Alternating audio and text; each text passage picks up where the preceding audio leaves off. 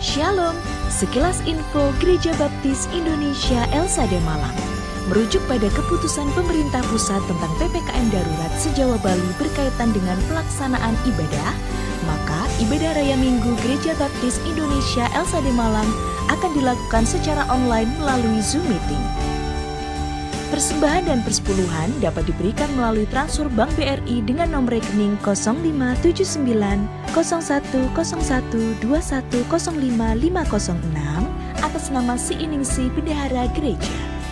Mari kita terus dukung dalam doa agar situasi pandemi COVID-19 ini dapat selesai dengan pertolongan Tuhan. Tetap semangat, patuhi protokol kesehatan, Tuhan Yesus memberkati.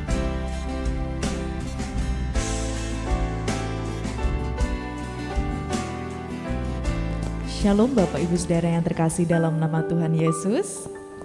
Selamat datang di Gereja Baptis Indonesia Elsade Malang pada ibadah Raya Minggu 30 Januari 2022. Ada sukacita Bapak Ibu Saudara?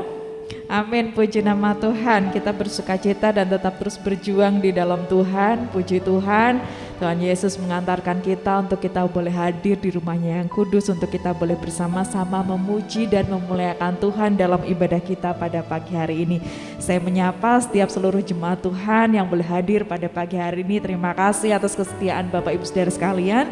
Dan saya juga menyapa setiap jemaat Tuhan yang boleh mengikuti ibadah melalui Zoom Meeting di rumah Bapak Ibu Saudara masing-masing. Shalom, selamat mempersiapkan diri mengikuti ibadah. Terima kasih juga untuk kesetiaan Bapak Ibu Saudara di rumah masing-masing. Kiranya apa yang kita kerjakan pada pagi hari ini semuanya untuk kemuliaan nama Tuhan. Amin.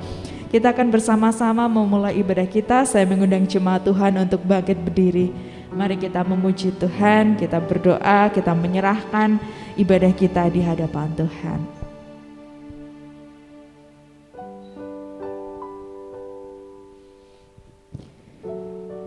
Syukur kami tak terhingga ya Tuhan, karena kami di dalam kehidupan kami sepekan kemarin, kami boleh merasakan kenikmatan yang Tuhan percayakan di dalam kehidupan kami.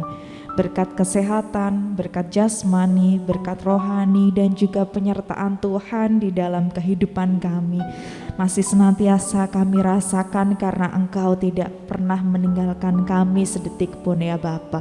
Kami bersyukur memiliki Allah yang hidup. Kami bersyukur memiliki Tuhan yang dekat yang boleh kami panggil sebagai Bapa, dan kami bersyukur memiliki pribadi yang setia yang kami kenal di dalam Yesus Kristus. Kami juga bersyukur akan Roh Kudus yang Kau tinggalkan bagi kami, yang menjadi benteng di dalam kehidupan kami, menjagai hidup kami agar kami tetap terus diam di dalam jalan-Mu ya Bapa. Kami bersyukur ya Tuhan, pengharapan-Mu masih ada dahulu, sekarang, sampai dengan selama-lamanya, sebagaimana kasih setia-Mu juga menyertai kami. Kami mohon ampun ya Tuhan atas segala ketidaklayakan kami, pelanggaran-pelanggaran yang masih sering kami perbuat tanpa kami sadari, yang luput dari segala perhatian kami. Kami mohon ampun di hadapan-Mu ya Tuhan. Berkenan kiranya Tuhan melayakkan kami untuk kami boleh masuk ke hadirat-Mu yang kudus, memuji dan menyembah nama-Mu ya Bapa. Sungguh kami rindu Tuhan yang beracara dari awal, pertengahan sampai dengan akhirnya ya Tuhan. Kami rindu Tuhan sendiri akan memimpin kami. Karena apa yang kami kerjakan pada pagi hari ini ya Tuhan, semuanya untuk kemuliaan nama-Mu saja. Terima kasih ya Tuhan, kami siap untuk masuk di dalam ibadah kami. Tuhan berkati setiap alat yang kami pergunakan. Tuhan berkati gedung yang kami pakai untuk beribadah. Tuhan memberkati setiap sarana prasarana elektronik yang boleh kami pakai untuk memuliakan nama-Mu. Karena kami yakin dan percaya ya Tuhan, ketika kami menyerahkan semuanya ke dalam tangan kuasa-Mu, di dalam nama Tuhan kami Yesus Kristus, kami yakin dan percaya, baik kami yang ada di gedung gereja maupun setiap kami yang ada di rumah kami masing-masing, kami mendapatkan sukacita yang sejati yang datangnya dari Engkau. Kiranya ibadah ini ya Tuhan menjadi penghiburan bagi kami yang letih lesu, menjadi kekuatan bagi kami yang sedang berjuang di dalam kesehatan kami, dan bagi setiap kami yang mungkin masih sakit di rumah kami masing-masing ya Tuhan, biarlah ibadah ini menjadi sarana untuk Tuhan menjamah kehidupan kami, menyembuhkan kami, sehingga kami boleh semakin setia di dalam Engkau. Terima kasih ya Tuhan, kami serahkan ibadah kami hanya di dalam nama Tuhan kami, Yesus Kristus. Haleluya. Amin, puji nama Tuhan. Kita bersuka cita bersama, kita nyatakan nyanyian pujian nomor 316. Tuhan Yesus bunga bakung. Kita bersuka buat Tuhan kita Yesus Kristus.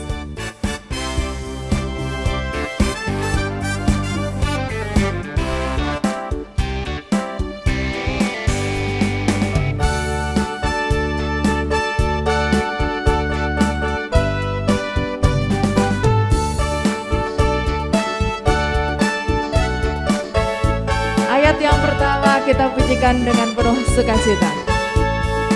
Tuhan Yesus sahabatku, tiada bandingnya, hanya Dialah terindah bagiku. Tuhan Yesus bunga bakung dari lembah-lembah, hanya Dialah menyucikan kalbu. Penghibur dalam duka dan dalam derita, yang meringankan tiap tanggunganku. Tuhan Yesus bunga bakung dan bintang fajar terang, hanya Dialah terindah bagiku. Puji Tuhan, saya bisa merasakan sukacitanya. Tuhan Yesus yang menanggung segala dukaku, aku dikuatkan dalam godaan. Aku tinggalkan semua, ku turut Tuhanku yang memberi sentosa dan perlindungan. Dan jika ku digoda dijangka dunia, bersama Yesus teguhlah langkahku. Tuhan Yesus bunga bakung dan bintang fajar terang, hanya Dialah terindah bagiku. Ayat ketiga.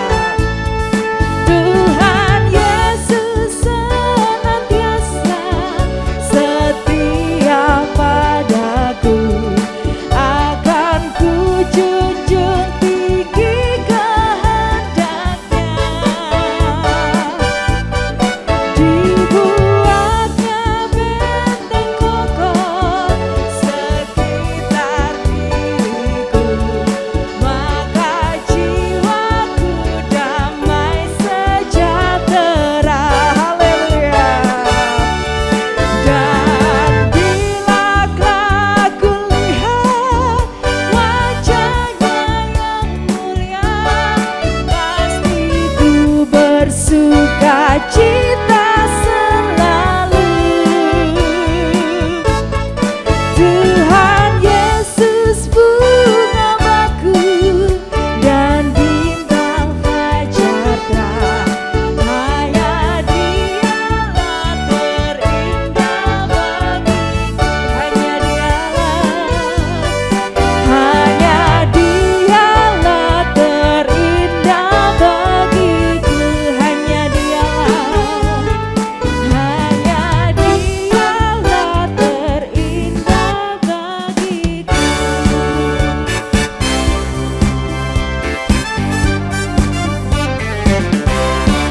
Saya mau tepuk tangan yang meriah buat sukacita kita pada pagi hari ini. Silakan duduk kembali Bapak Ibu Saudara sekalian. Puji nama Tuhan, luar biasa sukacita yang Tuhan anugerahkan di dalam kehidupan kita. Kita bisa bertepuk tangan, memuji Tuhan, dan kita bisa bersukacita bersama. Dan pada pagi hari ini kita akan diperlengkapi oleh kebenaran firman Tuhan. Silakan Bapak Saudara untuk menyerahkan kehidupan Bapak Saudara kepada Tuhan, bersyukur kepada Tuhan, dan kita persiapkan diri kita untuk menerima kebenaran firman Tuhan. Silakan mengambil waktu pribadi di hadapan Tuhan.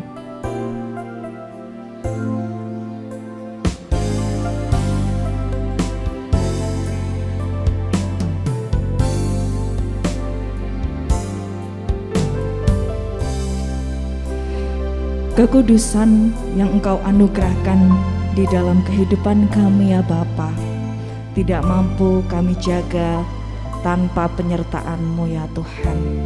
Kami bukan siapa-siapa ya Tuhan, kami manusia yang lemah, yang bisa ikut arus kiri dan kanan. Tetapi berada bersama-Mu ya Tuhan, mengizinkan kami untuk tetap terus berada di dalam relnya Tuhan, menjalankan apa yang menjadi kehendak Tuhan. Pada pagi hari ini ya Tuhan, lingkupi hati kami, anugerahkan kami hati yang murni untuk mendengar kebenaran firman-Mu. Karena kami sungguh rindu ya Tuhan, firman-Mu boleh tertanam di dalam hati kami dan mengubahkan sikap hidup kami, untuk kami semakin menjadi kesaksian bagi kemuliaan nama-Mu.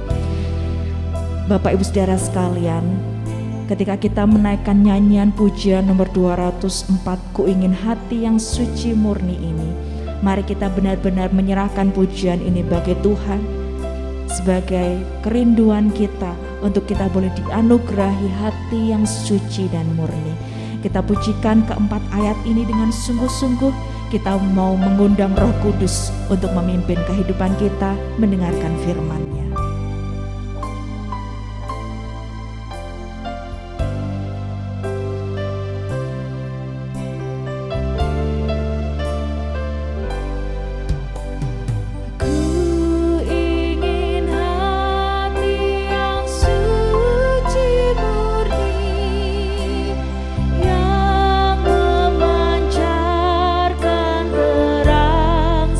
Jati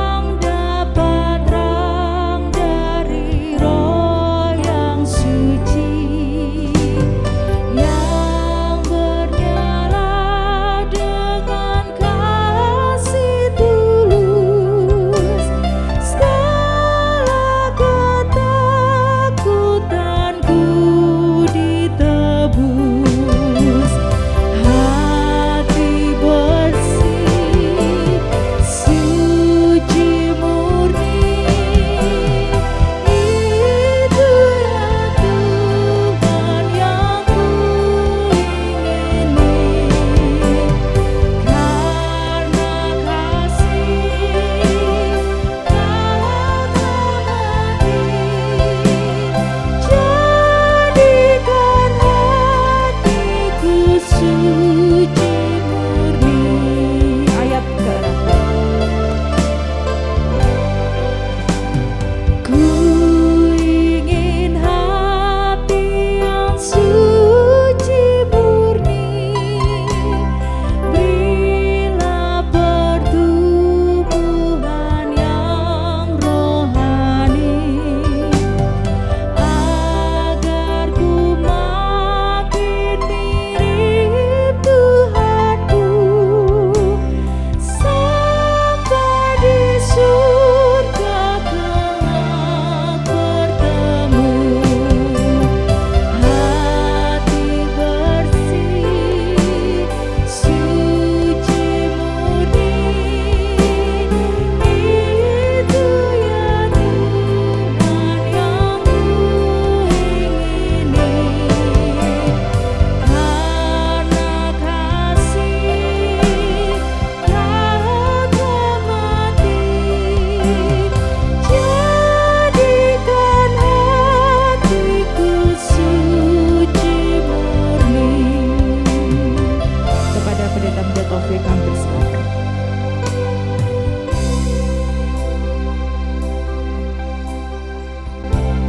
Mari kita satu dalam doa. Bapa Surgawi, kami rindu Roh Kudus-Mu menuntun dan membimbing kami sekalian ketika kami bersama-sama hendak dengar-dengaran akan firman-Mu. Kami mohon kuasa-Mu terjadi atas masing-masing kami, memampukan kami untuk kami dapat memahami, mengerti firman-Mu, dan kami dimampukan untuk melakukan firman-Mu di dalam kehidupan kami. Berbicaralah Tuhan atas setiap pribadi kami, karena kami siap mendengar. Di dalam nama Tuhan Yesus kami telah berdoa. Amin. Silakan duduk kembali. Salam Bapak Ibu, saudaraku yang dikasihi Tuhan. Bagaimana kabar Bapak Ibu saudaraku pagi ini? Luar biasa nggih. Pasti semuanya yang hadir di gereja ini dalam keadaan sehat. Kalau kita tidak sehat, kita diminta untuk beristirahat dulu ya di rumah untuk mengikuti ibadah secara online. Bapak Ibu saudaraku yang dikasihi Tuhan, kita mengucap syukur kepada Tuhan sampai dengan akhir bulan Januari ini, dan kita mau memasuki bulan yang baru, Februari 2022. Pimpinan dan penyertaan Tuhan terjadi atas kita sekalian.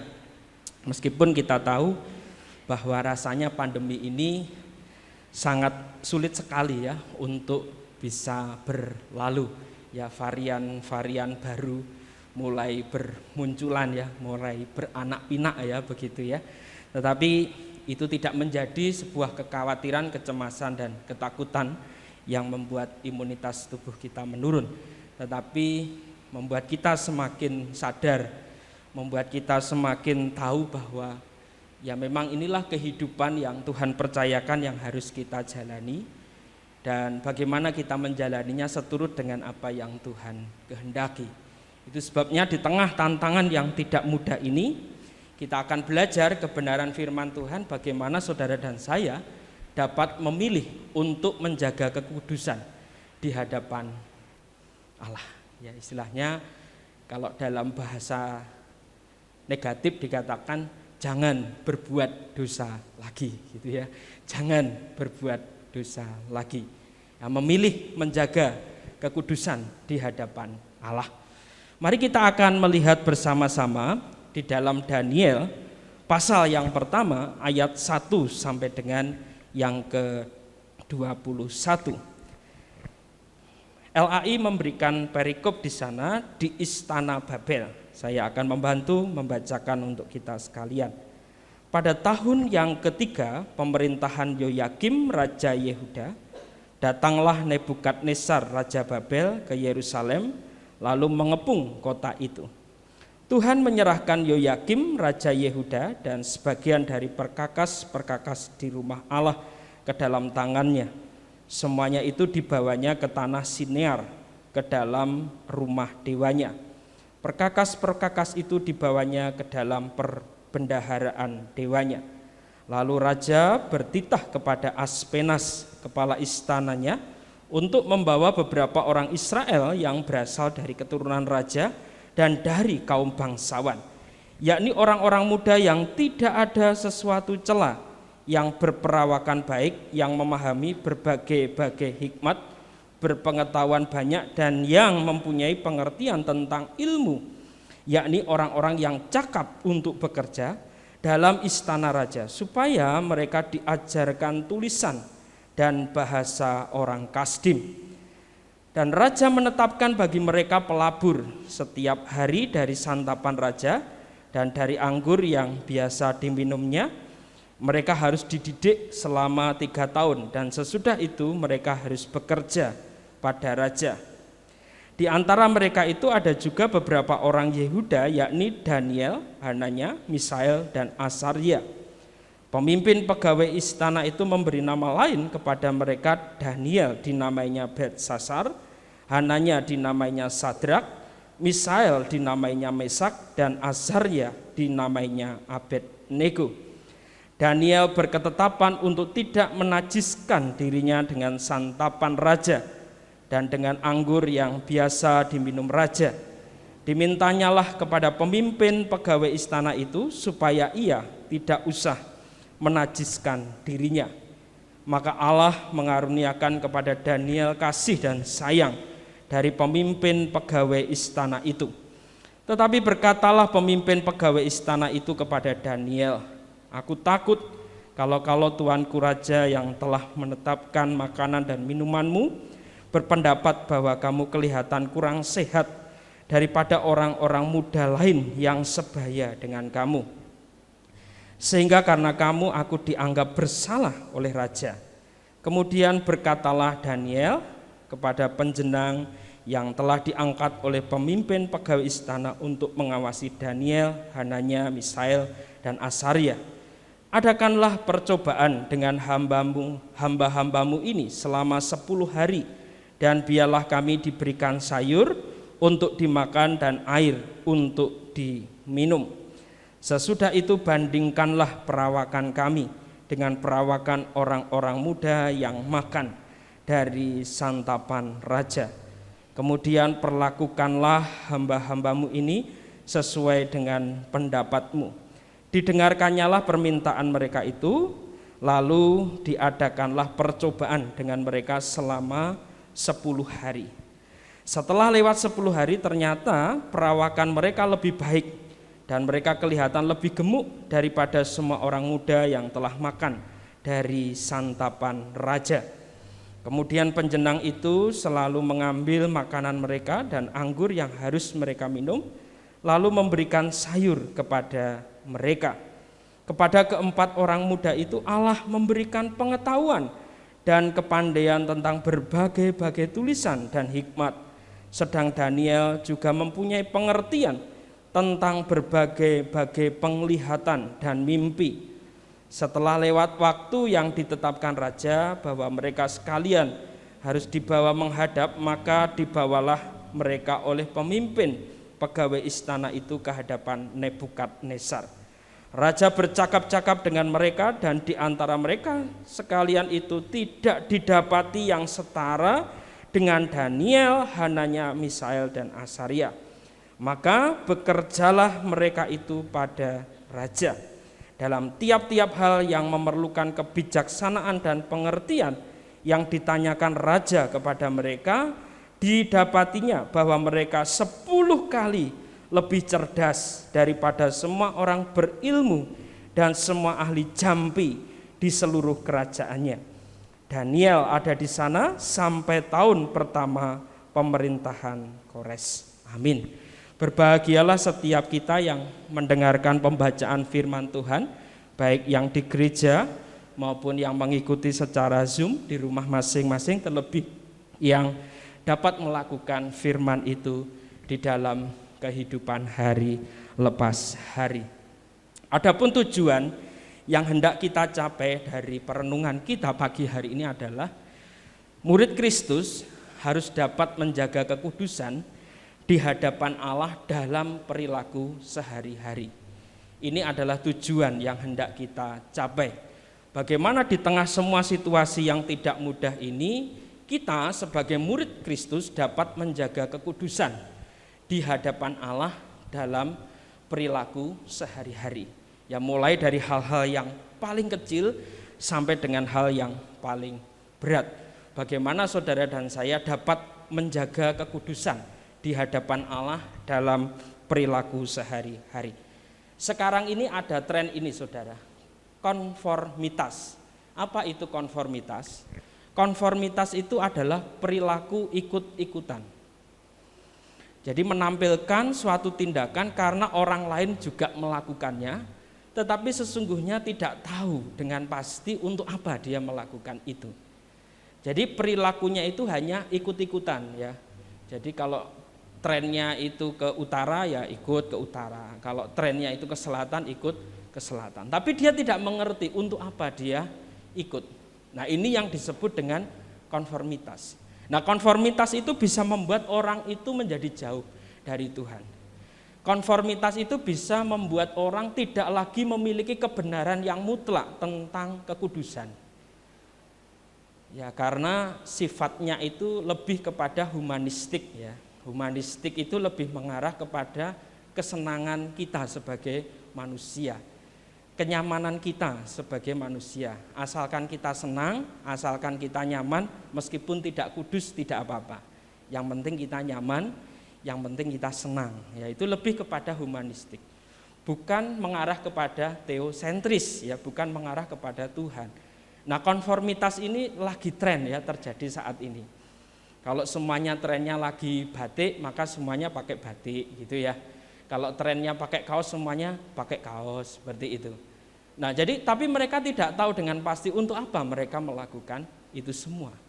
Hati-hati Bapak Ibu Saudaraku, sehingga pertanyaannya di tengah situasi yang konformitas ini, perilaku ikut-ikutan ini, apakah saudara dan saya berani untuk tampil beda? Apakah kita sebagai murid-murid Kristus berani untuk tampil beda? Ya, ketika dosa itu menjadi pengertian dosa itu menjadi sangat subjektif dan relatif. Di satu sisi sebagai anak-anak Tuhan, sebagai murid Kristus sudah jelas ya bahwa di dalam Tuhan itu hanya ada hitam dan putih, tidak ada abu-abu. Tetapi konformitas ini memilih untuk abu-abu gitu ya. Memilih untuk abu-abu. Jadi tidak mempunyai prinsip yang kuat ya dalam hidupnya, tidak memiliki iman yang kuat. Jadi pengertian dia tentang dosa, pengertian dia tentang hidup di dalam Kristus itu ya istilahnya masih mengambang ya, masih mengambang, belum mengerti dengan sangat jelas. Sehingga ya artinya kebenaran menurut dirinya itu yang dipakai, bukan kebenaran menurut firman Tuhan. Yang penting tadi, yang penting saya senang, yang penting saya mendapatkan keuntungan dari apa yang saya kerjakan itu. Meskipun itu sesungguhnya bertentangan dengan firman Tuhan. Nah, pertanyaannya apakah saudara dan saya berani untuk tampil beda? Nah, kita akan belajar dari kehidupan Daniel ya. Kita akan belajar dari kehidupan Daniel dan teman-temannya. Apakah Daniel dan teman-temannya berani untuk tampil beda di tengah situasi yang tentunya tidak mudah? Ini adalah alur saudara ya. Alur kisah Daniel pasal 1 ayat 21. Jadi yang pertama itu Raja Babel Nebukadnezar menaklukkan kota Yerusalem. Lalu kemudian yang kedua, Nebukadnezar ini memerintahkan supaya beberapa orang Israel, yaitu di sana ada Daniel, Hananya, Misael dan Asaria, yang mereka tentunya berasal dari keturunan raja dan bangsawan yang berperawakan baik. Ya, tidak ada celah, memahami berbagai hikmat untuk diajarkan tulisan dan bahasa orang Kasdim selama 3 tahun. Ya, sesudah itu mereka harus bekerja kepada raja. Lalu tahapan yang ketiga, Daniel, Hananya, Misael, Asaria ini dalam keadaan menyedihkan ketika berada di sana. Nah, tantangan yang berat karena menjadi tawanan ya di negeri asing, nama mereka bahkan diganti untuk menghapuskan kenangan akan kebangsaan dan iman mereka kepada Allah Israel. Sehingga Daniel diganti dengan nama Belsasar, lalu Hananya diganti dengan Sadrak, ya, Misael diganti dengan Mesak, Azaria diganti dengan Abednego. Sampai sebegitunya saudaraku. Jadi tantangan yang dihadapi oleh Daniel, Hananya, Misael, Azaria ini tidak mudah. Lalu yang keempat saudaraku, di tengah semua tantangan-tantangan yang tidak mudah itu untuk dibawa meninggalkan iman mereka di dalam Allah yang benar, Daniel dan teman-temannya berani untuk mengambil sikap penyangkalan diri dengan tidak menajiskan diri dengan makan santapan dan anggur yang diminum oleh raja, yang itu bisa membuat mereka melupakan iman mereka kepada Allah. Jadi sampai sebegitunya saudaraku, tetapi Daniel dan teman-temannya berani mengambil sikap penyangkalan diri dengan tidak menajiskan diri dengan makan santapan dan anggur yang diminum raja, yang bisa membuat mereka melupakan iman mereka kepada Allah. Ini sesuatu yang luar biasa. Nah, yang kelima saudaraku, sikap yang mereka lakukan itu mendatangkan apa? Allah memberkati Daniel dan teman-temannya ketika mereka memilih untuk taat kepada Allah dengan menjaga kekudusan. Allah memberkati dengan kepandaian dan mendapatkan pujian dari raja. Jadi ada tantangan, lalu mereka tetap hidup kudus di dalam Tuhan. Maka ketika mereka hidup kudus di dalam Tuhan, Allah memberkati Daniel dan teman-temannya. Ketika mereka memilih untuk taat kepada Allah dengan menjaga kekudusan, Allah memberkati dengan kepandaian dan mendapatkan pujian dari raja. Nah, kita dibawa kepada 3 kebenaran bagaimana kita dapat memilih menjaga kekudusan di hadapan Allah. Ada 3 kebenaran. Yang pertama, sikap bagaimana mempertahankan jati diri kita sebagai murid Kristus. Lalu yang kedua, bagaimana sikap untuk tidak mau menajiskan diri. Lalu yang ketiga, Allah memberkati orang yang taat. Bapak Ibu Saudaraku, dulu saya pernah punya teman atau kelompok pemabuk, ya, sukanya mabuk-mabukan. Lalu suatu ketika saya diajak untuk ikut mabuk, ya, mabuk bersama.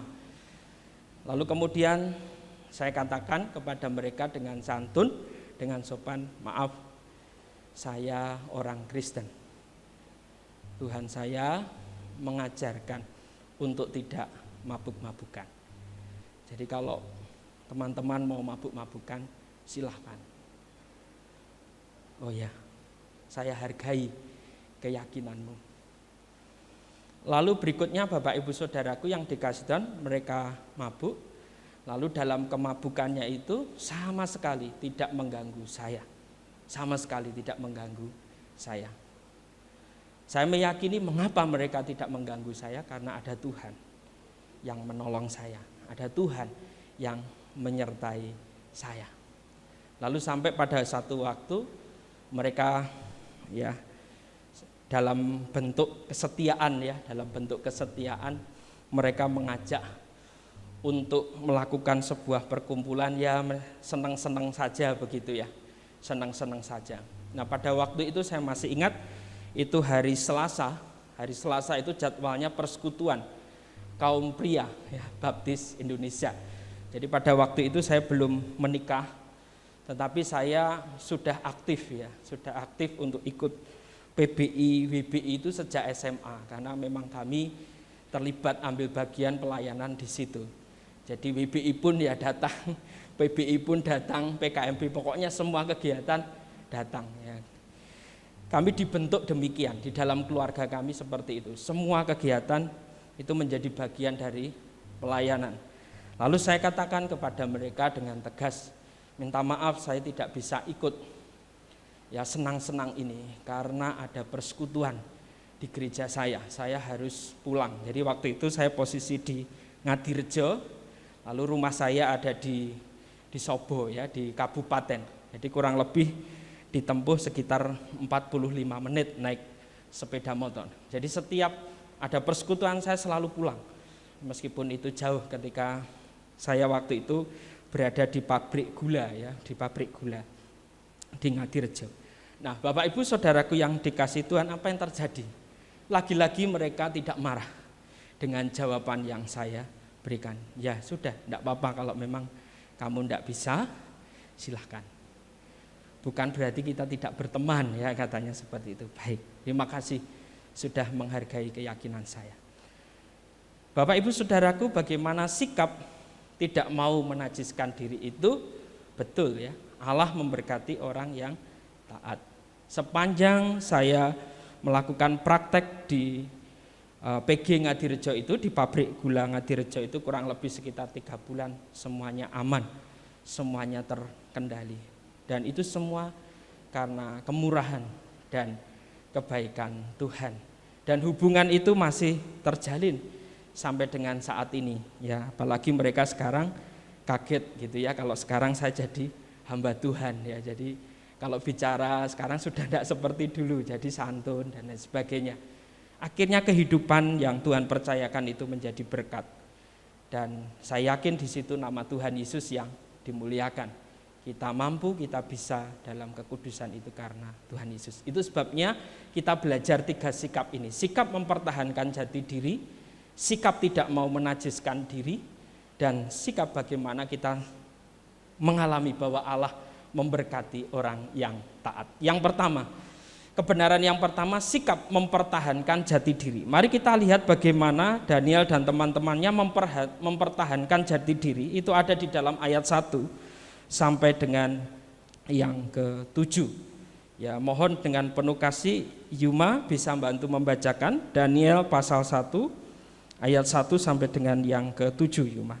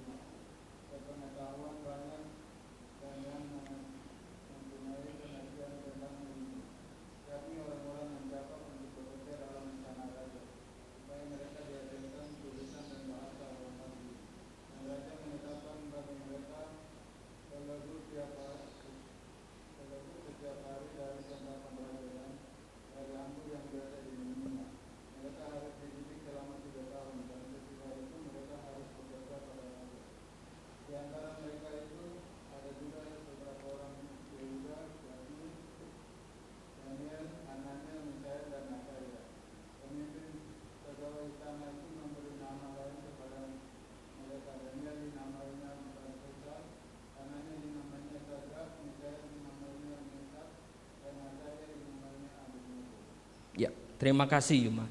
Kalau kita perhatikan di sana Bapak Ibu Saudaraku, ada sebuah tantangan ya yang tidak mudah yang dihadapi oleh Daniel, oleh Hananya, oleh Misael dan juga oleh Azaria.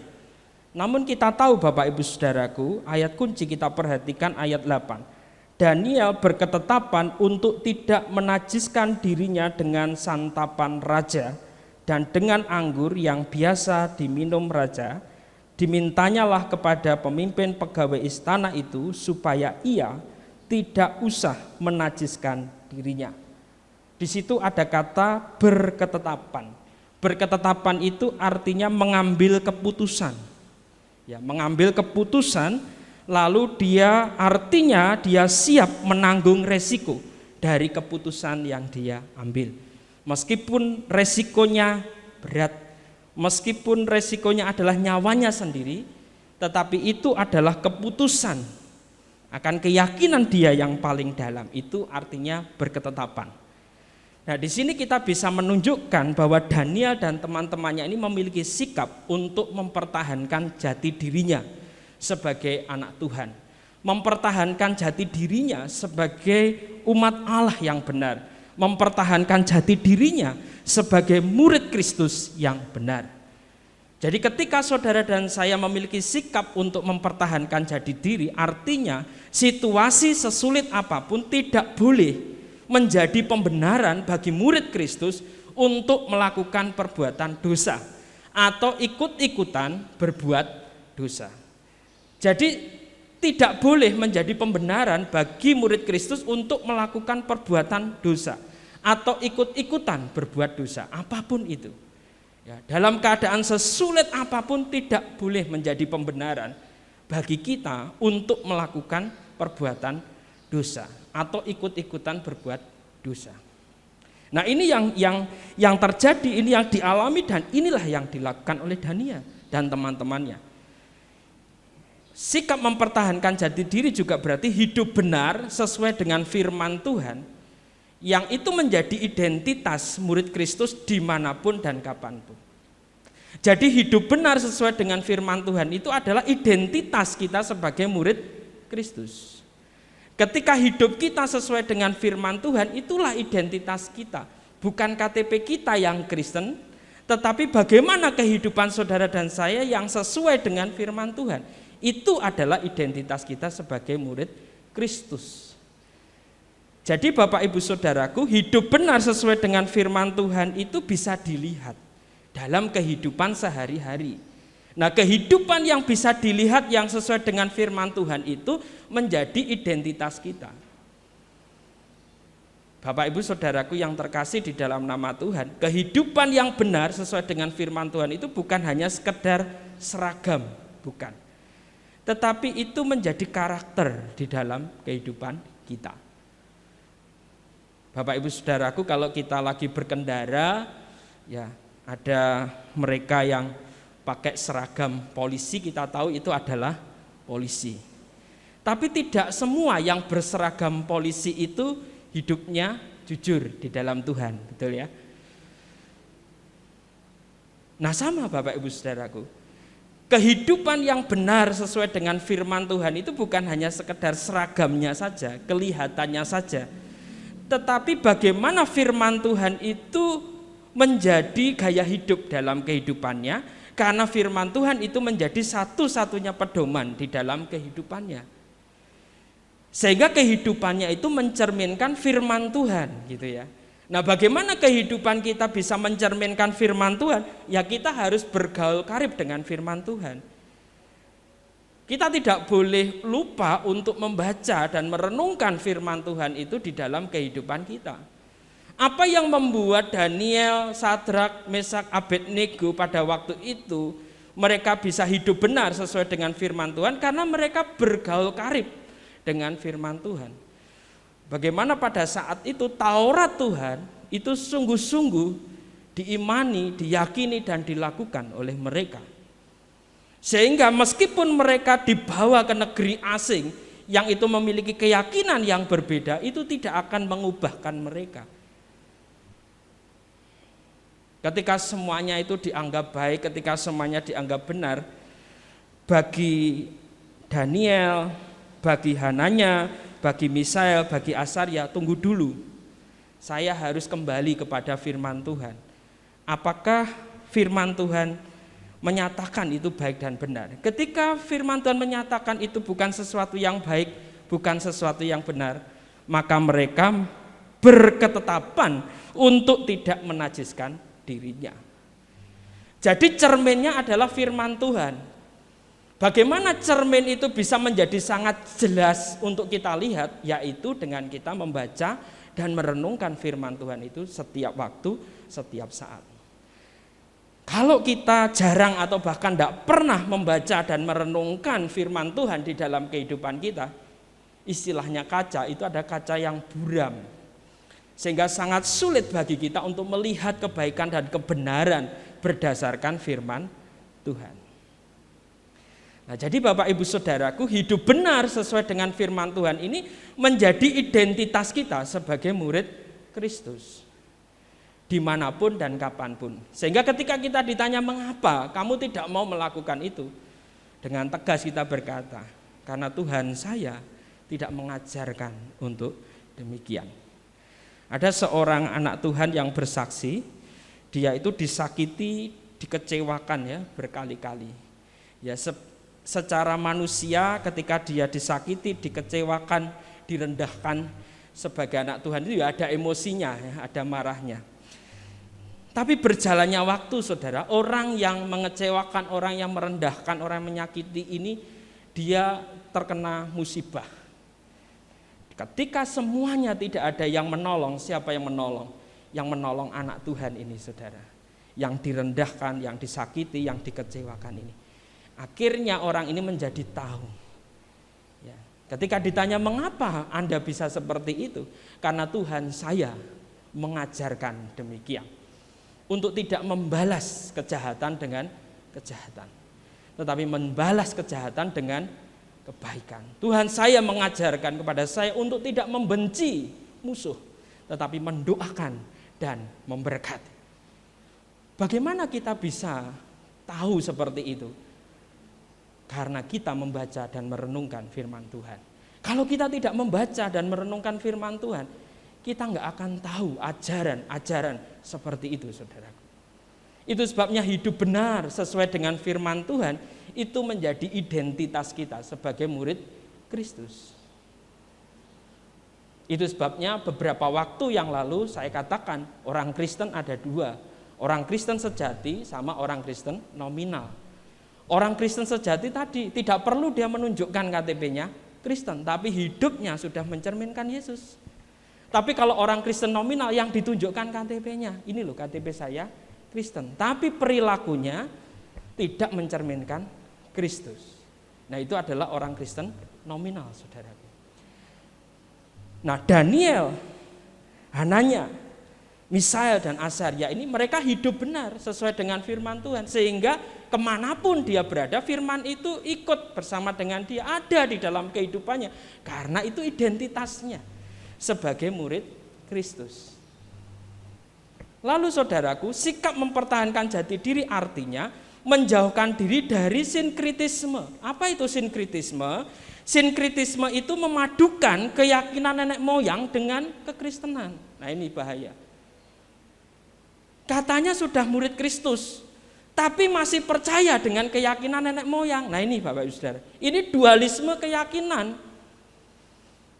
Nah dualisme keyakinan ini menunjukkan bahwa kita tidak hidup kudus di dalam Tuhan. Karena Tuhan tidak mau diduakan saudaraku.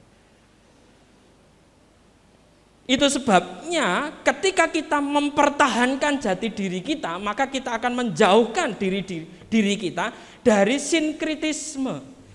Kita akan menjauhkan diri kita dari memadukan keyakinan nenek moyang dengan kekristenan. Karena ketika kita memadukan keyakinan nenek moyang dengan kekristenan, maka kuasa kegelapan akan masuk di dalamnya. Dan ketika kuasa kegelapan itu masuk di dalamnya, itu akan mempengaruhi pikiran kita, akan mempengaruhi hati kita. Dan itu akan menjadi keyakinan yang baru yang muncul di dalam diri kita. Iki jene apa? Ini sesungguhnya apa? Dia ini orang yang seperti apa? Murid Kristus, tapi Yesus tidak mengajarkan seperti itu. Tapi kalau bukan murid Kristus, kok ada nilai Kristennya? Nah, membingungkan. Kekristenan itu sesungguhnya seperti apa? Nah, kembali ke atasnya tadi. Kekristenan itu seperti apa? Itu dijelaskan di dalam firman Tuhan. Bagaimana kehidupan Yesus ketika Yesus ada di dunia. Dan itulah yang Tuhan contohkan, yang itulah Tuhan teladankan, yang itulah yang kita kerjakan dan lakukan. Jadi Bapak Ibu Saudaraku, sikap mempertahankan jati diri ini sangat penting. Ternyata tidak sesimpel ya yang kita pikirkan. Kalau orang tua sudah bicara dengan kita dan orang tua punya keyakinan yang berbeda dengan kita, itu tidak mudah untuk kita menolaknya. Misalnya contoh tentang hari baik. Ini yang ada ya di sekeliling kita ya, dalam kehidupan kita bermasyarakat, bersosial. Mereka punya keyakinan ada hari yang baik dan ada hari yang tidak baik. Kalau kita kembali kepada konteks firman Tuhan, apakah Tuhan menetapkan ada hari yang baik dan ada hari yang tidak baik? Kalau ada, silahkan tunjukkan kepada saya bahwa ada hari yang baik dan ada hari yang tidak baik. Ada waktu yang baik dan ada waktu yang tidak baik. Tidak ada, saudara. Semua hari itu diciptakan oleh Tuhan baik adanya. Nah, itu sebabnya Bapak Ibu Saudaraku, kalau segala sesuatu itu diciptakan baik oleh adanya, maka sesungguhnya pertimbangan baik buruk itu berdasarkan apa? Berdasarkan situasi dan kondisi kita sesungguhnya. Ya, ini pas dikatakan buruk karena pas mungkin lagi ada musibah, lagi ada bencana, lagi mengalami sakit penyakit seperti itu, sehingga mengatakan itu buruk. Ketika tidak ada kesemuanya itu, maka kemudian manusia menyimpulkan itu adalah hari yang baik. Tapi apakah sesederhana itu pengertian Tuhan tentang hari yang baik dan tidak baik? Tidak bisa kita selami dengan pikiran kita sebagai manusia yang terbatas, saudara. Tetapi yang menjadi iman dan keyakinan kita, semua hari itu adalah baik. Jadi kalau misalnya kita mengambil pilihan untuk sesuatu yang kita kerjakan dan lakukan, bukan masalah hari baik atau tidak baik. Tergantung kesiapan kita di hari itu, kita bisa atau tidak. Karena manusia diberikan akal budi, Bapak Ibu Saudaraku, untuk mempertimbangkan segala sesuatunya, untuk kita membuat sebuah perencanaan situasi kondisinya seperti apa. Tapi bukan karena keyakinan nenek moyang. Ketika kita mengambil atau mengadop keyakinan nenek moyang yang itu bukan berdasarkan firman Tuhan, itu disebut dengan sinkritisme.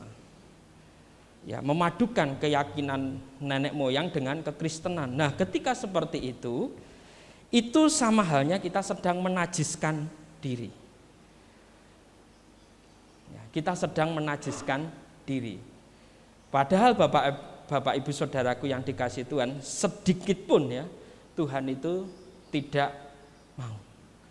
Ya, makanya tadi saya katakan hitam putih ya, jadi tidak bisa di tengah-tengah. Ya, pilihannya hanya itu, hanya ada dua itu.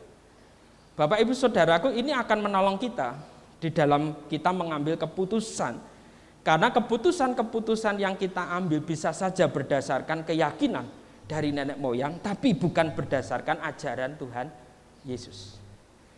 Sekali lagi saya katakan, ketika kita sudah melibatkan keyakinan nenek moyang, maka kuasa kegelapan itu akan masuk dalam kehidupan kita. Itu sebabnya Bapak Ibu Saudaraku, itu pasti tidak akan mendatangkan damai sejahtera. Itu pasti akan mendatangkan ketakutan di dalam diri kita. Ketika kuasa kegelapan itu sudah mempengaruhi pikiran dan hati kita berdasarkan akan keyakinan nenek moyang itu. Daniel bersikap luar biasa. Dia mempertahankan jati dirinya. Dia tidak berada dalam, ya karena saya di negeri asing, bolehlah saya ikut keyakinan mereka, tapi saya tidak akan meninggalkan Allah saya. Tidak. Di situ dikatakan Daniel berketetapan untuk tidak menajiskan dirinya. Ya, apapun resikonya. Ya kita tahu ya, sampai Daniel dimasukkan ke dalam gua singa. Sampai Sadrak, Mesak, Abednego dimasukkan ke dalam tungku perapian yang menyala-nyala. Ayat 8 ya, karena mereka berketetapan tidak mau menajiskan diri. Dan di situ nanti di bagian akhir kita bisa melihat Tuhan memberkati. Nah, mari kita perhatikan Filipi 1 ayat 27, saudaraku. Di sana demikian, hanya hendaklah hidupmu berpadanan dengan Injil Kristus, supaya apabila aku datang, aku melihat, dan apabila aku tidak datang, aku mendengar. bahwa kamu teguh berdiri dalam satu roh dan sehati sejiwa berjuang untuk iman yang timbul dari berita Injil. Rasul Paulus katakan kepada jemaat di Filipi, hanya hendaklah hidupmu berpadanan dengan Injil Kristus. Jadi lagi-lagi kita diingatkan bagaimana kita bisa mempertahankan jati diri kita sebagai murid Kristus yang hidup kudus di dalam Dia adalah hidup kita berpadanan dengan Injil. Jadi baca, renungkan firman Tuhan di dalam kehidupan Bapak Ibu Saudaraku, supaya kehidupan kita sesuai dengan firman Tuhan, supaya hidup kita berpadanan dengan Injil Kristus. Yang kedua Bapak Ibu Saudaraku, di dalam ayat yang ke-8 ya sampai dengan 16, sikap tidak mau menajiskan ya. Tadi ayat 8 kita sudah baca bagaimana Daniel berketetapan untuk tidak menajiskan diri. Lalu ayat berikutnya, maka Allah mengaruniakan kepada Daniel kasih dan sayang dari pemimpin pegawai istana itu. Tetapi berkatalah pemimpin pegawai istana itu kepada Daniel, aku takut kalau tuan-tuanku raja yang telah menetapkan makanan dan minumanmu berpendapat bahwa kamu kelihatan kurang sehat daripada orang-orang muda lain yang sebaya dengan kamu. Sehingga karena kamu aku dianggap bersalah oleh raja. Kemudian berkatalah Daniel kepada penjenang yang telah diangkat oleh pemimpin pegawai istana untuk mengawasi Daniel, Hananya, Misael dan Asaria. Adakanlah percobaan dengan hamba-hambamu ini selama 10 hari dan biarlah kami diberikan sayur untuk dimakan dan air untuk diminum. Sesudah itu bandingkanlah perawakan kami dengan perawakan orang-orang muda yang makan dari santapan raja. Kemudian perlakukanlah hamba-hambamu ini sesuai dengan pendapatmu. Didengarkannyalah permintaan mereka itu, lalu diadakanlah percobaan dengan mereka selama 10 hari. Setelah lewat 10 hari ternyata perawakan mereka lebih baik dan mereka kelihatan lebih gemuk daripada semua orang muda yang telah makan dari santapan raja. Kemudian penjenang itu setelah mengambil makanan mereka dan anggur yang harus minum, lalu memberikan sayur kepada mereka. Nah, Bapak Ibu Saudaraku, kita melihat di sini bahwa Daniel dan teman-temannya memilih untuk tetap taat kepada Allah. Nah, taat kepada ajarannya dalam situasi sesulit apapun itu adalah bagian dari sikap yang tidak mau menajiskan diri. Jadi kata kuncinya itu adalah taat sesungguhnya dalam situasi sesulit apapun. Belajar untuk taat. Itu menjadi bagian yang sangat penting, Bapak Ibu Saudaraku. Jadi memilih untuk taat kepada Allah. Ada kesulitan yang dihadapi oleh mereka, tetapi mereka memilih untuk tetap taat.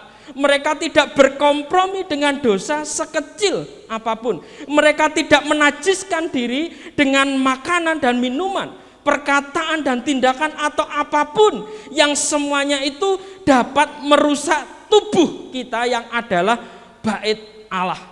Ya berani berkata tidak.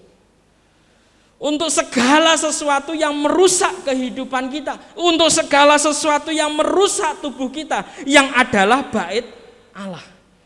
Itu sebabnya saya katakan di situ bukan hanya sekedar makanan, bukan hanya sekedar minuman, tapi perkataan juga, tindakan juga, atau apapun juga yang itu bisa merusak kehidupan kita, yang itu bisa merusak tubuh kita, yang adalah bait Allah. Jadi berani untuk berkata tidak untuk kesemuanya itu. Itu adalah sikap untuk tidak mau menajiskan diri. Bapak Ibu Saudaraku yang dikasihi oleh Tuhan, situasi pandemi ini belum berakhir. Sehingga aturan untuk prokes ini juga belum dicabut. Tetapi pertanyaannya, seberapa banyak kita sebagai anak-anak Tuhan dalam menjalankan prokes ini? Pasti sudah mulai kendor. Karena melihat kasusnya sudah mulai turun dan lain sebagainya. Tetapi yang memberi otoritas sesungguhnya belum mencabut. terkait ini pandemi, terkait prokes dengan segala aturannya. Ketika kita mau belajar untuk hidup kudus, saudaraku, maka kita akan taat. Tidak berkompromi dengan dosa sekecil apapun. Kalau kita yang taat kepada prokes, ya, itu terkadang dianggap sebagai orang aneh, orang asing. Contoh, ya pagi kalau Bu Pendeta sedang belanja, itu hanya beliau yang pakai masker. Tidak ada satupun yang pakai masker. Ya kadang dianggap aneh. Tapi bagaimana kita belajar untuk taat akan hal yang kecil, saudaraku. Keluar kemanapun pakai masker, ya. Meskipun hanya sebentar, maskernya langsung dibuang gitu ya. Nanti ganti lagi yang baru. Itu bukan sesuatu yang mudah. Tapi kalau kita mau taat, Bapak Ibu Saudaraku, itu bukan sesuatu yang sulit untuk kita lakukan. Bahkan untuk taat itu, ketika kita hadir di gereja, gereja menyiapkan masker ya untuk Bapak Ibu Saudaraku sekalian. Mau ganti berapapun kali silahkan ambil. Sampai sebegitunya. Jadi bukan hanya sekedar untuk menyediakan masker, tetapi bagaimana kita belajar untuk taat. Bukan hanya sekedar untuk menyiapkan cuci tangan, tetapi bagaimana kita belajar untuk taat. Jadi tidak menajiskan diri dengan apapun, makanan, minuman, perkataan, dan tindakan atau apapun yang semuanya itu dapat merusak tubuh kita yang adalah bait Allah. Beberapa waktu yang lalu saya sempat kena ambeien ya. Lalu ketika konsul dengan dokter, Pak, hindari makanan pedas ya. Ya saya menuruti Bapak Ibu Saudaraku. Tidak lagi makanan pedas. Karena dengan seperti itu ternyata merusak tubuh saya. Kurang buah, kurang sayur, akhirnya makan buah, makan sayur, banyak minum air putih. Ya dalam rangka apa? Menjaga tubuh yang adalah bait Allah. Karena itu bagian dari kekudusan, belajar untuk taat. Ya meskipun sembuh, ya pola itu terus berjalan, ya tidak berubah. Itu menjadi bagian yang baik yang Tuhan percayakan bagi kehidupan kita. Jadi mari kita punya sikap untuk tidak mau menajiskan diri, Bapak Ibu Saudaraku, dengan tidak berkompromi dengan dosa sekecil apapun, belajar untuk tetap taat kepada Allah, taat kepada ajarannya dalam situasi sesulit apapun. Sehingga setiap makanan, minuman, perkataan, tindakan apapun itu ya, yang itu ternyata merusak kehidupan kita, merusak tubuh kita, kita buang. Ya, kita buang, kita jauhkan dari kehidupan kita. Ya. Hidup kita, tubuh kita ini adalah bait Allah. Menjaga kesehatan itu bagian dari implementasi iman kita kepada Tuhan. Ya. Sebagai bentuk ucapan syukur karena Tuhan sudah memberikan tubuh yang sangat baik kepada kita. Menjaga kebersihan lingkungan kita itu juga bagian dari iman kita, implementasi iman, kekudusan. Jadi punya kepekaan ya, punya kesadaran ke sana. Itu sebabnya Bapak Ibu Saudaraku yang dikasihi Tuhan, kalau saya ke kamar mandi di gereja, lihat lantainya itu penuh pasir, maka saya pasti akan menyiramnya dengan air supaya kelihatan bersih. Mungkin ada orang yang berkata, nanti kan ada orang masuk, ada pasirnya lagi. Kalau semuanya punya perilaku seperti yang saya contohkan, saya yakin pasti tidak akan ada pasir. Karena semuanya akan menyiramnya ketika kelihatan ada pasir. Sehingga semuanya akan bersih. Ketika kita keluar, kita melihat ada sampah yang harus kita ambil, kita masukkan ke tempat sampah. Itu bagian implementasi iman kita. Hal-hal yang kecil, hal yang sederhana. Yang kita bisa lakukan, kita bisa berbuat, tidak menajiskan diri dengan apapun yang itu dapat merusak tubuh kita atau bait Allah yang Tuhan percayakan. Di dalam Roma pasal 6 ya, ayat 12 sampai 13, di sana dikatakan, sebab itu hendaklah dosa jangan berkuasa lagi di dalam tubuhmu yang fana, supaya kamu jangan lagi menuruti keinginannya. Dan janganlah kamu menyerahkan anggota-anggota tubuhmu kepada dosa untuk dipakai sebagai senjata kelaliman. Tetapi serahkanlah dirimu kepada Allah sebagai orang-orang yang dahulu mati, tetapi yang sekarang hidup, dan serahkanlah anggota-anggota tubuhmu kepada Allah untuk menjadi senjata-senjata kebenaran. Jadi kalau kita sudah mengalami kekudusan di dalam Tuhan, kita sudah dikuduskan di dalam Kristus, maka kehidupan kita pakai menjadi senjata-senjata kebenaran, bukan senjata-senjata kelaliman. Itu sebabnya jangan lagi dosa itu berkuasa atas hidup kita. Jadi perilaku kita itu mencerminkan iman kita, mencerminkan keyakinan kita kepada Tuhan. Makanya Tuhan katakan segala sesuatu dilihat dari buahnya. Ya. Kita tahu firman Tuhan dari A sampai Z, tapi kembali lagi ke buahnya. Apakah buahnya itu mencerminkan firman itu atau tidak? Apakah perilaku kita, tindakan kita mencerminkan firman Tuhan itu atau tidak? Itu adalah sikap bagaimana saudara dan saya tidak mau menajiskan diri. Yang terakhir saudaraku, kebenaran yang ketiga, Allah memberkati orang yang taat. Allah memberkati orang yang taat. Mari kita perhatikan ayat 17 sampai dengan 21. Kepada keempat orang muda itu Allah memberikan pengetahuan dan kepandaian tentang berbagai tulisan dan hikmat. Sedang Daniel juga mempunyai pengertian tentang berbagai penglihatan dan mimpi. Setelah lewat waktu yang ditetapkan raja bahwa mereka sekalian harus dibawa menghadap, maka dibawalah mereka oleh pemimpin pegawai istana itu ke hadapan Nebukadnezar. Raja bercakap-cakap dengan mereka, dan di antara mereka sekalian itu tidak didapati yang setara dengan Daniel, Hananya, Misael, dan Azaria.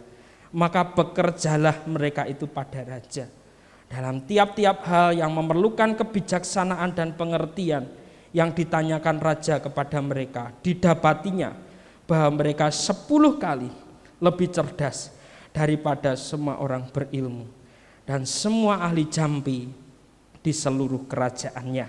Daniel ada di sana sampai tahun pertama pemerintahan Kores. Luar biasa saudaraku. Kehidupan yang berkenan kepada Tuhan adalah berkat yang diterima ketika kita taat kepada Allah. Banyak orang mendefinisikan berkat itu adalah sesuatu yang sifatnya jasmani. Tetapi sesungguhnya berkat itu adalah ketika saudara dan saya mampu hidup berkenan kepada Tuhan. Ketika kita punya hidup yang berkenan kepada Tuhan, itu adalah berkat yang kita terima ketika kita taat kepada Allah. Maka yang lainnya itu pasti mengikuti. Ingat ya, Injil Matius 6 ayat 33, cari dahulu kerajaan Allah dan kebenarannya, maka semuanya itu akan ditambahkan kepadamu. Jadi kalau kita menerima berkat hidup yang berkenan kepada Tuhan, itu luar biasa, semuanya pasti akan mengikuti. Berkat Tuhan yang menyeluruh atas semua aspek kehidupan kita. Kesehatan Tuhan percayakan, hikmat, pengetahuan, dan kecerdasan Tuhan berikan. Berkat yang khusus Tuhan percayakan untuk menyelesaikan setiap masalah yang terjadi di dalam hidup kita. Setiap kita punya masalah persoalan yang berbeda-beda, dan pasti tentunya cara menyelesaikannya juga berbeda-beda.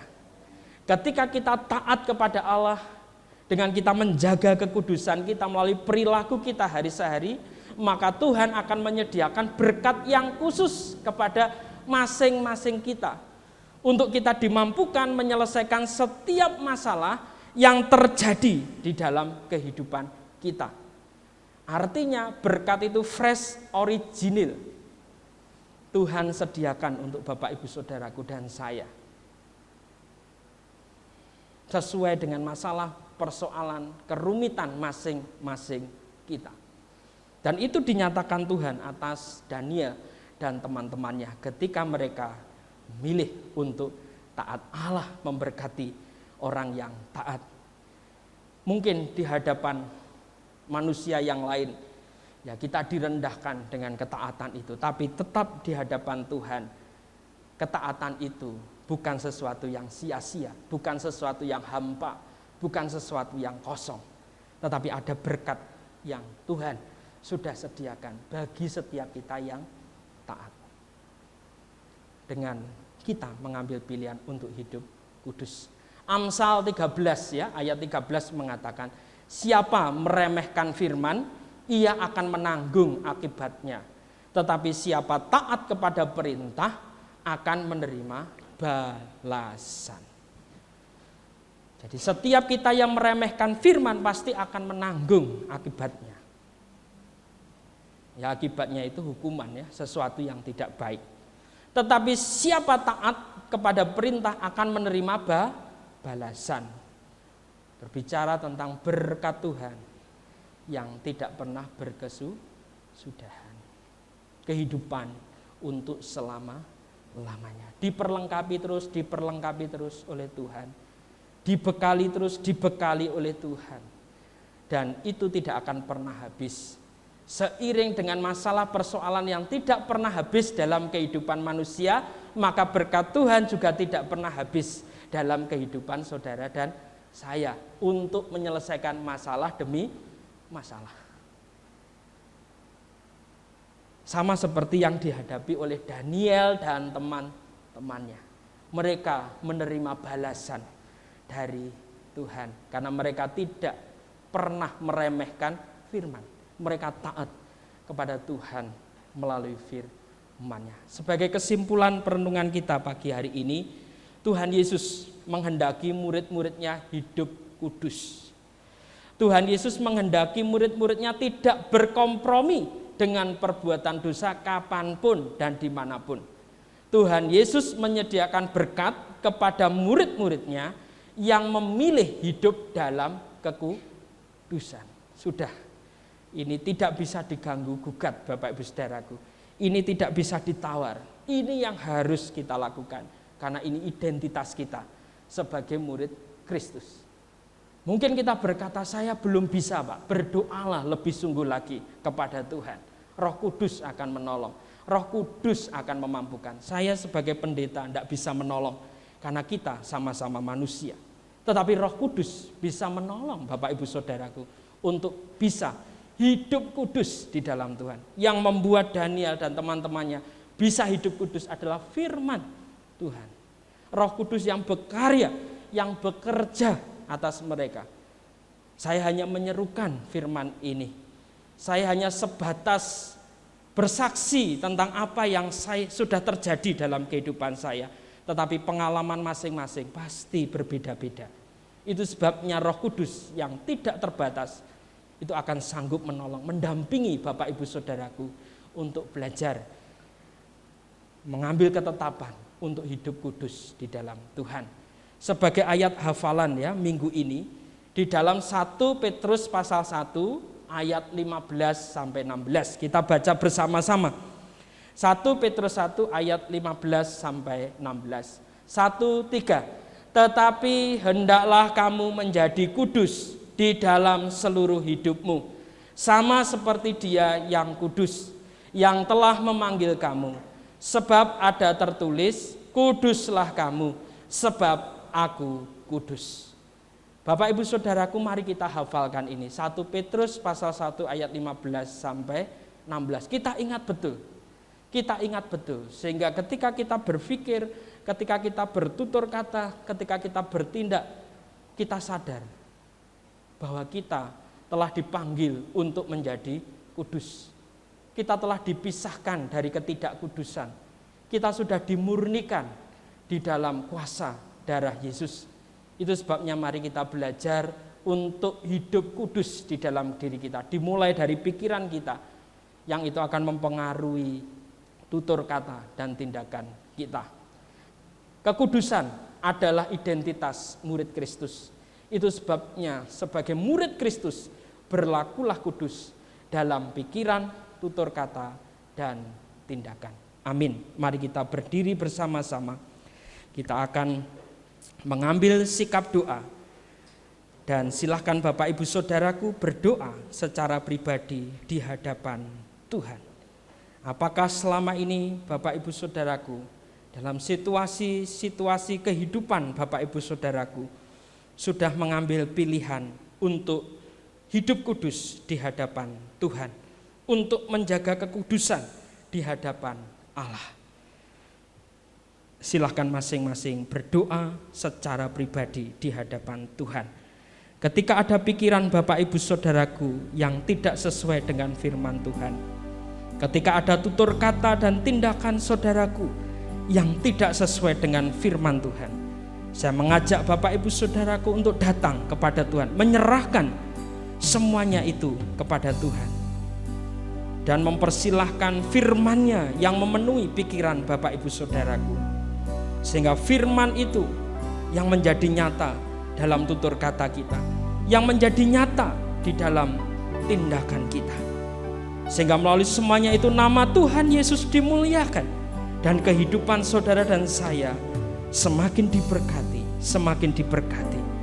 semakin serupa dengan Kristus, semakin serupa dengan gambarannya melalui perilaku kita, dan banyak orang yang tertarik untuk mengenal Yesus secara pribadi karena melihat kehidupan kita adalah kehidupan yang menarik, kehidupan kita kehidupan yang memberkati, kehidupan kita ada kehidupan yang menyembuhkan, kehidupan kita ada kehidupan yang memulihkan, kehidupan kita adalah kehidupan yang membawa kehidupan kekal, keselamatan di dalam Kristus Yesus Tuhan.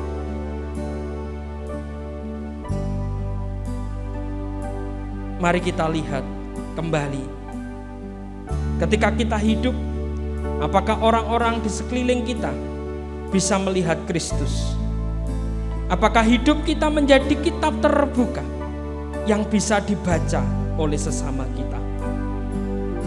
Dan ketika mereka membaca kehidupan kita, apakah mereka bisa melihat Yesus di dalam kehidupan kita? Dunia boleh cemar, situasi-situasi boleh tidak baik, boleh buruk,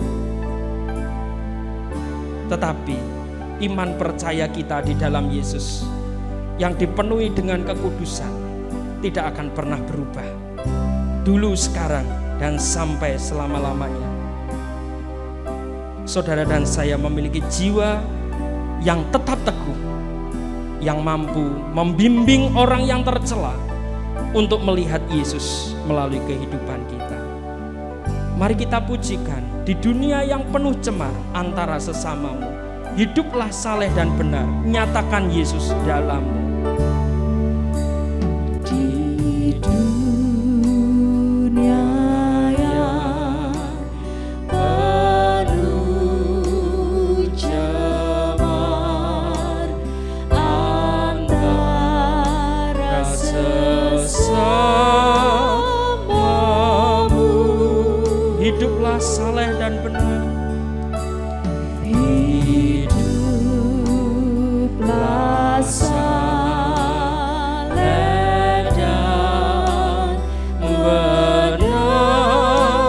nyatakan Yesus dalammu. Hidupmu kitab terbuka, dibaca sesamamu. Hidupmu kitab terbuka, dibaca sesamamu.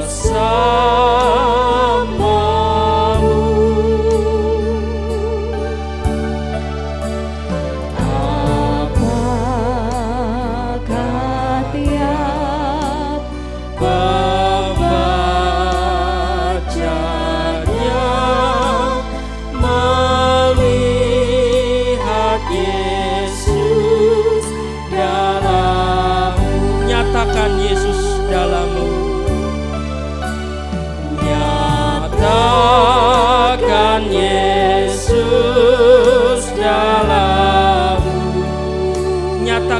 Yesus dalammu, nyatakan Yesus dalammu, sampaikan firman dengan hati teguh, nyatakan Yesus dalammu. Ada berkat tersedia di surga, kau kelak senang. Di surga kau kelak senang, berjumpa sahabatku,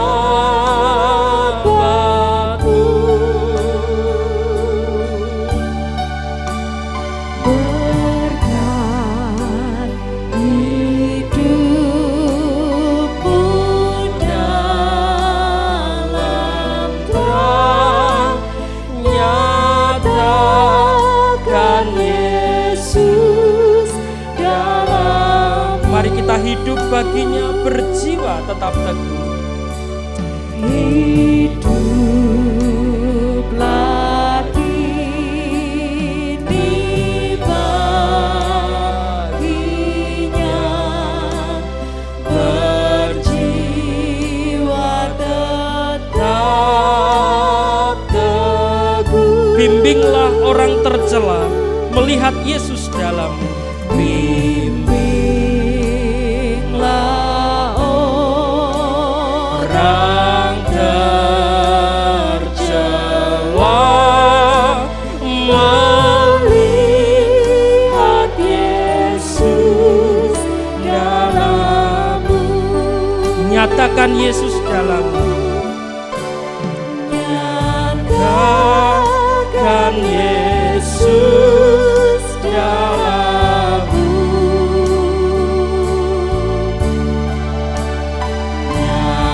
nyatakan Yesus dalammu, sampaikan firman dengan hati teguh, nyatakan Yesus dalam, nyatakan Yesus dalammu. Dengan penuh kasih, Evangelis Harvey akan memimpin dalam doa penutup dan doa berkat.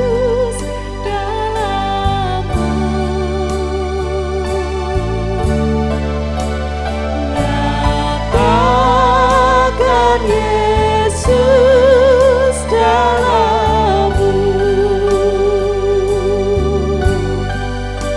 sampaikan firman dengan hati teguh, nyatakan Yesus dalammu.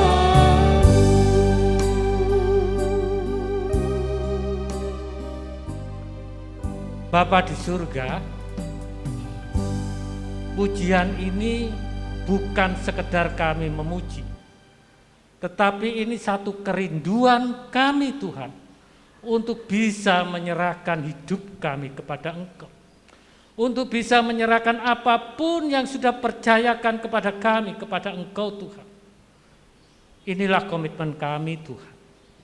Pakailah kami, pakailah seluruh hidup kami Tuhan.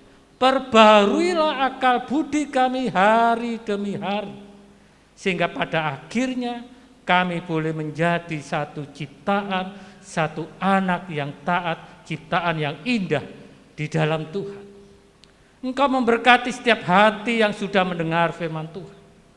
Engkau memberkati setiap telinga kami Tuhan, Engkau memberkati akan hidup kami. Biarlah hidup kami senantiasa sesuai dengan rencana dan kehendak Tuhan. Kami menyerahkan Tuhan akan kehidupan kami. Kami menyerahkan Tuhan pekerjaan kami. Terlebih Tuhan kami menyerahkan panggilan-Mu kepada kami Tuhan. Biarlah Tuhan Panggilan-Mu itu terus Engkau nyatakan di dalam hati kami. Pada akhirnya Tuhan, kami boleh melakukan panggilan-Mu itu kepada kami. Terima kasih Tuhan. Terima kasih. Bapak Ibu Saudara yang dikasih Tuhan, biar kita boleh menerima firman Tuhan ini dengan penuh keyakinan bahwa Tuhan akan menolong kita, Tuhan akan memberkati kita, dan Tuhan akan memberikan yang terbaik bagi kita. Sepanjang minggu ini kita akan melakukan aktivitas kita sehari-hari. Bekerjalah dengan baik, kuliahlah, bersekolahlah dengan baik, dan berusahalah, berkaryalah dengan baik. Semuanya ditujukan kepada Tuhan, dan biarlah boleh menjadi kemuliaan bagi nama Tuhan. Terima kasih Bapak, berkati akan jemaat-Mu di tempat ini, berkati akan kehidupan jemaat-Mu di tempat ini, berkati apapun juga yang dilakukan jemaat-Mu di tempat ini. Kami percaya Engkau adalah Allah yang Maha Kuasa, Engkau adalah Allah kami yang hidup. Berkat-Mu melimpah atas hidup kami dari saat ini sampai selama-lamanya. Di dalam nama Allah Bapa, Allah Anak, dan Allah Roh Kudus kami berdoa dan sudah diberkati oleh Tuhan. Yang percaya katakan amin.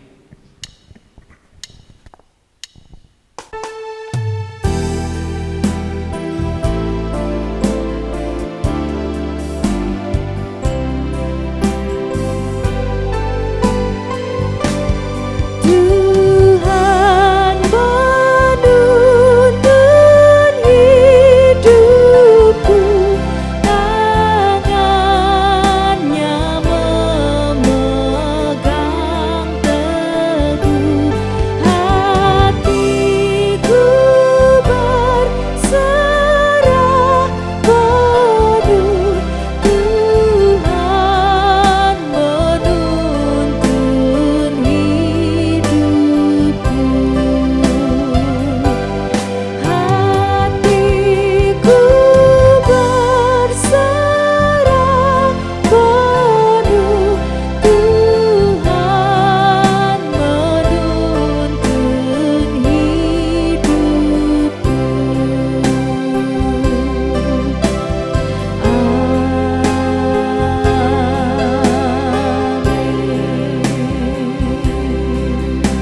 Silakan duduk kembali untuk bersatu teduh jenak di hadapan Tuhan.